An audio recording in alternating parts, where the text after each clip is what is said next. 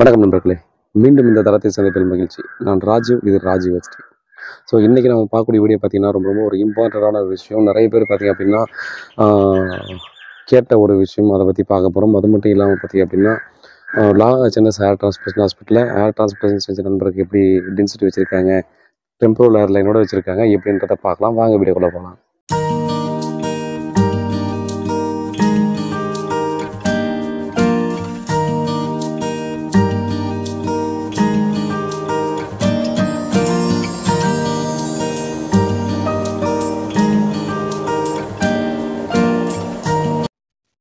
இப்போ இந்த நண்பருக்கு பார்த்திங்க அப்படின்னா இப்படி ஏர் டிரான்ஸ்போர்ட்டேஷன் செஞ்சுருக்காங்க அப்படின்ற ஒரு விஷயம் வந்து கண்டிப்பாக நீங்கள் பார்த்துருப்பீங்க.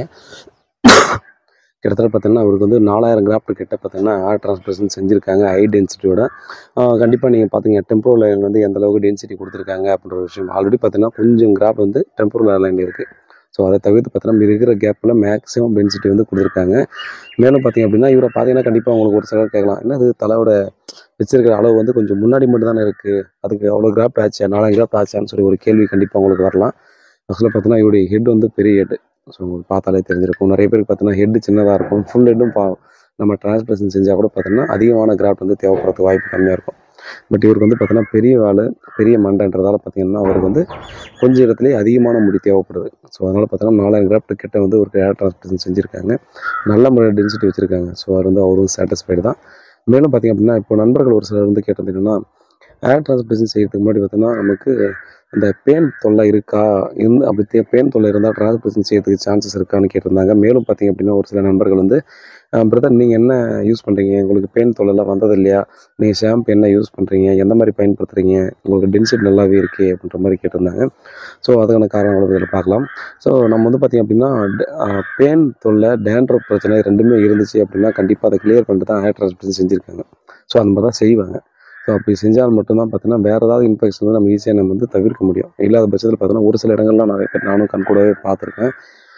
டேண்ட்ரஃப் இருக்கும், டேண்ட்ரஃபோடவே டிரான்ஸ்போர்ட்டேஷன் செஞ்சுருவாங்க. அப்போ வந்து பார்த்திங்கன்னா அது நான் நிறைய வீடியோ போட்டிருப்பாங்க, ஏன் டேண்ட்ரஃபோட பண்ணக்கூடாதுன்னு சொல்லிட்டு.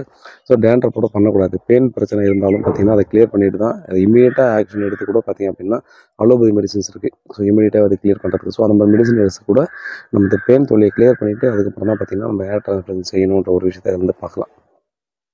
மேலும் பார்த்திங்க அப்படின்னா நான் என்ன யூஸ் பண்ணுறேன் அப்படின்னு சொல்லி நிறைய பேர் கேட்டிருந்தீங்க. ஸோ ஆக்சுவலாக நான் ஃபாலோ பண்ணுறது யாரும் ஃபாலோ பண்ணுறது ரொம்ப ரொம்ப கஷ்டம்.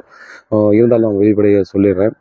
ஆக்சுவலாக பார்த்திங்கன்னா நான் வந்து ஷாம்பு பார்த்திங்கன்னா ₹1 கிளினிக் ப்ளஸ் ஷாம்பு எடுத்தேன்னா அது கிட்டத்தட்ட பார்த்திங்கன்னா ஒரு 2 வாரத்துக்கு மேலே பயன்படுத்துவேன்.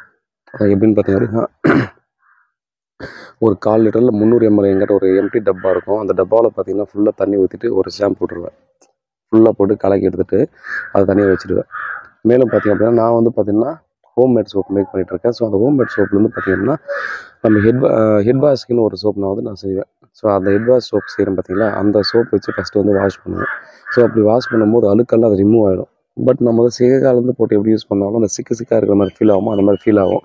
அதற்காக மட்டும்தான் பார்த்திங்கன்னா கொஞ்சமாக அந்த வாட்டரில் மிக்ஸ் பண்ணி வச்சுருக்க ஷாம்பு இருக்கு இல்லையா, ஸோ அதை வந்து ஒரு மினிமம் குவான்டிட்டி ஒரு 10 ட்ராப் 15 ட்ராப் ஒரு கொஞ்சமாக பார்த்திங்கன்னா ஒரு 10 ml தான் பார்த்திங்கன்னா அந்த ஷாம்பு தண்ணி நான் எடுப்பேன். ஸோ மேலே அப்ளை பண்ணிட்டேன். ஆல்ரெடி நம்ம வந்து முடியானது பார்த்தீங்கன்னா அழுக்கெல்லாம் ரிமூவ் பண்ணிட்டதால வெறும் முடி நார்மலாக இருக்கும். நம்ம அந்த ஷாம்பு போட்டு பயன்படுத்தும் போது பார்த்திங்க அப்படின்னா ஏதாவது அழுக்கு இருந்தால் வரும், இல்லைனா பார்த்திங்கன்னா பளபளன்னு இருக்கக்கூடிய ஒரு ஃபீலிங்கை கொடுக்கும்.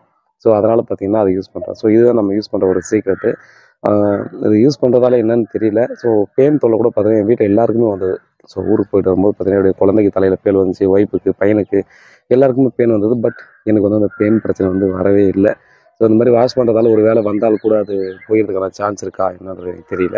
பட் ஃபேமிலி எல்லாருக்கும் பெயின் தொல்லை இருக்கும்போது எனக்கு கூட பார்த்திங்கன்னா அந்த பெயின் தொல்லை வந்து வர்றதுக்கான வாய்ப்பே இல்லாமல் இருந்தது இன்றைய வரைக்கும். ஸோ டேண்ட்ரஃப் பிரச்சனை பார்த்தோன்னா இப்போ வந்து ரொம்ப நாள் ஆயிடுச்சு. ஒரு 2 வருஷம் முன்னாடி வந்து டேண்ட்ரஃப் இருந்தது. இப்போலாம் பார்த்திங்கன்னா டேண்ட்ரஃப் பிரச்சனை எனக்கு இல்லை.